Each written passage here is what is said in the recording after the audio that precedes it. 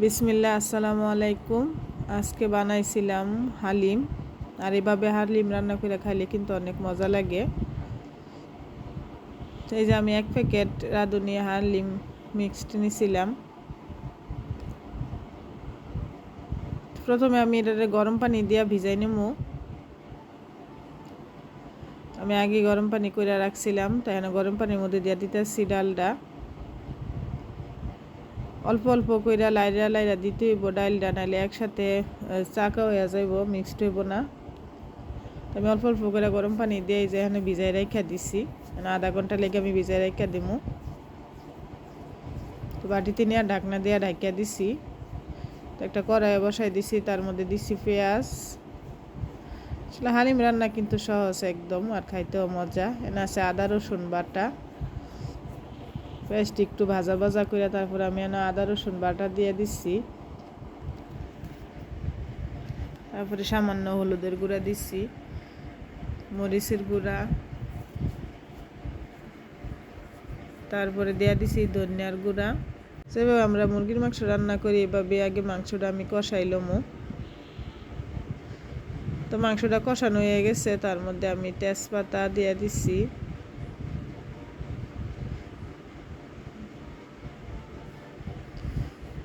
এলাচি দারচিনিও দিছি। তো এখন মাংসটা দিয়ে দিছি। আমি মুরগির মাংস দিয়ে হালিম রান্না করতেছি। মুরগির মাংস দিয়ে হালিম রান্না করলে আমার কাছে মজা লাগে বেশি। তো জিরার গুঁড়া দিচ্ছি মাংসটার মধ্যে। জিরার গুঁড়াটা যেহেতু এটা টালা জিরার গুঁড়া, এই জন্য আমি মাংসটার মধ্যেই দিচ্ছি। আর মাংসটা সিদ্ধ করে নিতেছি। তো মাংসটা সিদ্ধ হওয়ার পরে আমি রাঁধুনি প্যাকেটের সাথে কিন্তু এই মশলাটা আছিল, এই প্যাকেটের মশলাটা দিয়ে দিচ্ছি। আর প্যাকেটের মশলাটা দেওয়ার পরে মাংসর স্মেলটা কিন্তু অন্যরকম হয়ে গেছে, আর কালারটাও অনেক সুন্দর হয়েছে।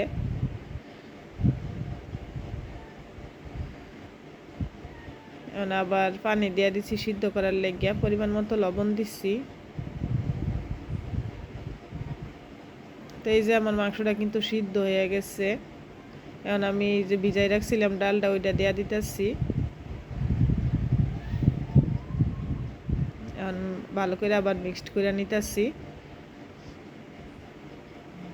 আসলে ইফতারিতে প্রতিদিন বুট, পেঁয়াজু, আলুর চপ, বেগুন এগুলো খাইতে ভালো লাগে না, এই জন্য আজকে হালিম রান্না করছি। তো 2টা কাঁচামরিচ দিয়ে দিচ্ছি। এটা হালিমটা কিন্তু রান্না হয়ে গেছে। আর এইভাবে হালিম রান্না করা তো একদম সহজ, খাইতেও অনেক মজা। আমার হালিম রান্না কিন্তু শেষ। আর অল্প সময়ে কিন্তু হালিমটা রান্না করা যায়।